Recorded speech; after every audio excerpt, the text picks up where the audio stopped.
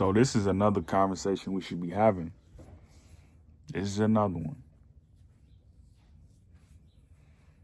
Um,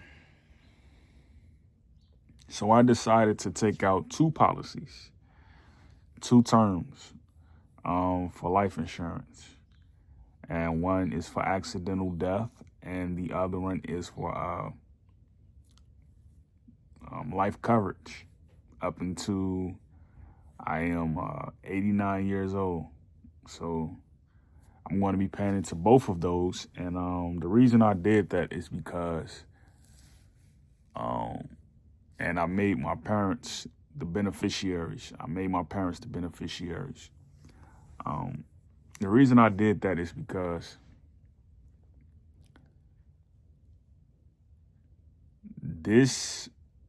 this community that we have, this large community that we have in America, it's very, very, very unsafe.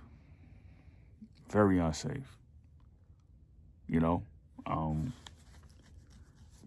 if a policeman can ride into your community and stop you from going to your destination, stopping life, stopping movement, stopping liberties, and say, put your hands on the car, don't move, or I'm going to do this to you. When you have that going on, you have to have life insurance. And we see the faces that, we see the faces that change every day. The police chiefs, we see them every day, right? When you alert your police chief, like, man, this person right here, you know, they shouldn't be on the police force. And, you know, you almost think like they put them up to this. You know, that's how I felt when the police chief, I forget his name. I think his name is James Craig. This is how I felt when he was the police chief back in, I think, 2018, I think it was. 2018, 2017, 2019, around that time. I was getting into a lot of runs with the police in my area. And, you know, if they see you walking down the street, you know they have intelligence, right? You know they have intelligence. So like if they're watching your videos or they're following your social medias and they see like this guy, he's a social activist. We can't have that. You know, we can't have opinionated commentary, opinionated journalism. We can't have it. When you see that and you start to see like, man, I would stop this time, I would stop that time, I would stop on this day, I would stop on that day. When you see that, you start to get very cautious about your movements. You really do, you know. They'll stop you and say like, you know, this person has mental health, like however you want to call it, however you want to term it. They'll say something like this person has a mental health precaution, you know, basically just saying like this person shouldn't be walking down this area or this street, you know, because there's no activity on it. They'll say something like that, or, you know, it'll be something where you just wonder like, you know, why am I being stopped?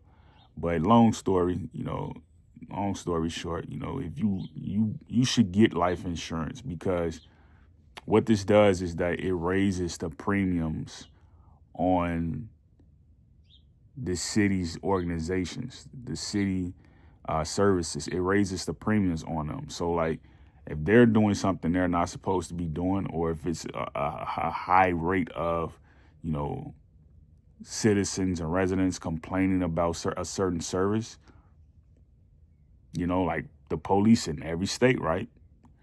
Then this is where, you know, the life insurance agent steps in. This is where the attorney general steps in, and like something has to be done. You know what I mean? And this is the importance of having life insurance, you know, because if you're worth so much money, you have so much courage, right? And they know this because, you know, the police are briefed before they do things, you know, like this person just got this person just got that, go and check up on this, go check up on that, you know, now they're accountable, you know what I mean? So you wonder like if, Eric Gardner had life insurance with that wrestling match that he had with the police really taking place. You know what I mean? Like, did he have life insurance coverage? You know, did Mike Brown have life insurance coverage? Did any of these men have life insurance coverage? You know what I mean? And you always hear about, like in Chicago, right, the man, they always get shot and stuff like that. And then what you notice is that their family can't bury them because they don't have insurance. What you see is, like, when you have that going on, what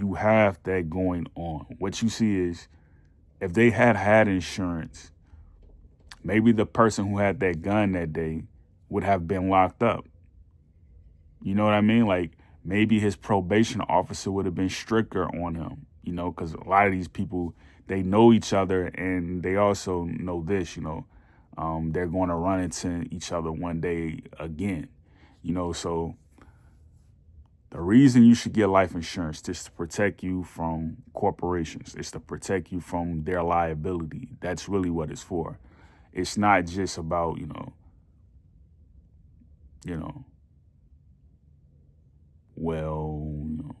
I can get buried one day. I can get cremated one day. It's not about that. Nah. It's more important than that.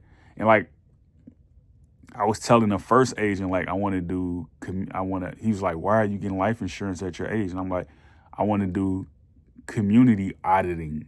I want people who are coming into my community to invest to see that, you have people who have life insurance, so you just can't do anything.